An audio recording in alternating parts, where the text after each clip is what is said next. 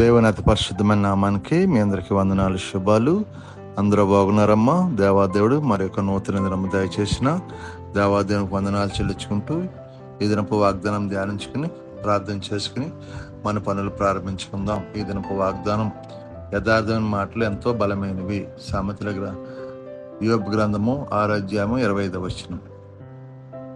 యథార్థమైన మాటలు ఎంతో బలమైన. యోబు గ్రంథం 6వ అధ్యాయం 25వ వచనంలో ఈ మాట ఉంది. యథార్థ మాటలు ఎంతో బలమైన అయినవి, అయినను మీ గద్దింపు దేనికి ప్రయోజనము? స్తోత్రం. ఈ వాగ్దానం ఏమన్నాడు? యథార్థ మాట ఎంతో బలమైన. మనుషులు యథార్థత కలిగి ఉన్నప్పుడు మరి మనం బలంగా ఉంటాం. ఎందుకంటే భయపడం ఎవరికి కూడా. ఎందుకంటే యథార్థత ఏం చేస్తుంది? ఎవరి ముందు తలవంచినవదు. అందుకే మనం దేనికి మీ గద్దింపు దేనికి ప్రయోజనము? మనం ఎవరి మీద గొడవలు చేస్తూ ఉంటాం. ప్రయోజనం ఏంటి? మనం యథార్థత కలిగి ఉన్నాం అనుకో, మన మీదకి ఏ గొడవలు ఉన్నాం. అందుకే యథార్థత కలిగి ఉండమన్నాడు దేవుడు. ఎలాంటి యథార్థత? దేవుని మాటలు లోబడతాం, దేవుని చిత్తాన్ని నెరవేర్చడం, వాక్యానుసారం జీవితం, మన మాట్లాడే ప్రతి మాట అవునంటే అవును, కాదంటే కాదన్నట్టు ఉండాలని ప్రభు అంటున్నాడు. కాబట్టి మన మాటల్లో ఏముండాలి? మాటలో యథార్థ మాటని బలమైనది, ఆ మాటకి విలువైంది, ఆ మాటకి దేవుడు కూడా ఆమెను అంటాడు. కాబట్టి అలాంటి మాట పలికే కృప దేవుడు మనకు దయచేయను గాక. మన యథార్థత లేకున్నప్పుడు దేవునికి ఇష్టం ఉంటే అసాధ్యం అంటున్నాడు. మన యథార్థత లేకపోతే దేవునికి ఇష్టం ఉంటే అసాధ్యం. కాబట్టి యథార్థం మనం కలిగినందుకు దేవుడు మన ఆయన చిత్తం నెరవేర్చినట్టు ఉంటాం. ఆయన మనల్ని దీవిస్తాడు, ఆశిస్తాడు. కాబట్టి ఈ వాగ్దానం యథార్థమైన మాటలు మనకు ఎంతో బలమైనవి. మనం ఎవరికి భయపడిన అవసరం లేదు. ఎందుకంటే ఎందుకు భయపడిన అవసరం? మనం తప్పు చేయట్లేదు కాబట్టి. అలాగే దేవునికి ఇష్టంగా దేవుని మాటకు కూడా లోబడుతుంది. కాబట్టి ఈ వాగ్దానం బట్టి ప్రార్థన చేస్తే దేవుడు మిమ్మల్ని బలపరచును గాక, నీ యథార్థం ఇంకను ముందుకు నడుచును గాక. మరి ఈ సమయంలో మీ కొరకు మీ కుటుంబాలు ప్రార్థిస్తున్నాను.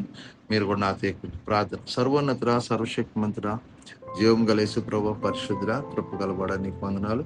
మరి ఒక నూతన దినం దయచేసి ఈ దినమంతా నీ రెక్కల చాటును భద్రపరిచి కాచి కాపాడండి ప్రభు. మీరు చేస్తున్న మా చేతిలో మమ్మల్ని దీవించండి. మా యజమానుల ద్వారా, తోటి పని వారి ద్వారా ఏకేడు జరగకుండా అందరితో సమాధానం శాంతి దయచండి అయ్యా. మా పనివారం ఒత్తిడి లేకుండా సహాయం మాకున్న బలహీనతలను తీసివేయండి. మా చుట్టూ కంచివ్వండి. మా అయ్యా నీకు వందనాలు, స్తోత్రాలు చెల్లించుకుంటున్నాం. ఆశ్చర్యకరుడు, అద్భుతకరుడా నీకు స్తోత్రాలు. ఇక బలహీనంగా ఉన్న బిడ్డలు ముట్టండి, స్వస్థపరచండి అయ్యా. నేను స్వస్థపరిచి యెహోవా నేను స్వస్థపరిచి విడుదల దాచి ఎవరైనా సమస్యలు విడిపించండి అయ్యా. తండ్రి షుగర్, బీపీ, గ్యాస్ నొప్పి, మోకాల నొప్పి, నడుము విడుదల దాచండి. కుటుంబంలో సంతోషం, సమాధానం దాచండి. ఆర్థిక ఇబ్బందులను దూరపరచండి. అప్పుడు బంధకాల నుంచి విడుదల దాచండి. తాగుడు, పేకడని, వ్యసనాల నుంచి దూరపరచండి ప్రభా. నాయనా నీకు స్తోత్రాలు. మీరు సహాయం చేసి దీవించి మిమ్మల్ని మీరు మహింపరచుకొని మీ చిత్తానుసారం జీవితం అందరికీ దాచండి. మీకే మహిమా ఘనత ప్రభావం పొందుతామని యేసు పరిశుద్ధమైన తండ్రి ఆమేన్.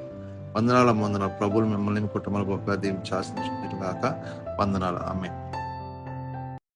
ప్రభు నామంలో ఈ వీడియో వీక్షించిన ప్రతి ఒక్కరికి జీసస్ స్వస్థత ప్రార్థనా మందిరం వారి ప్రత్యేక వందనాలు తెలియజేసుకుంటున్నాము.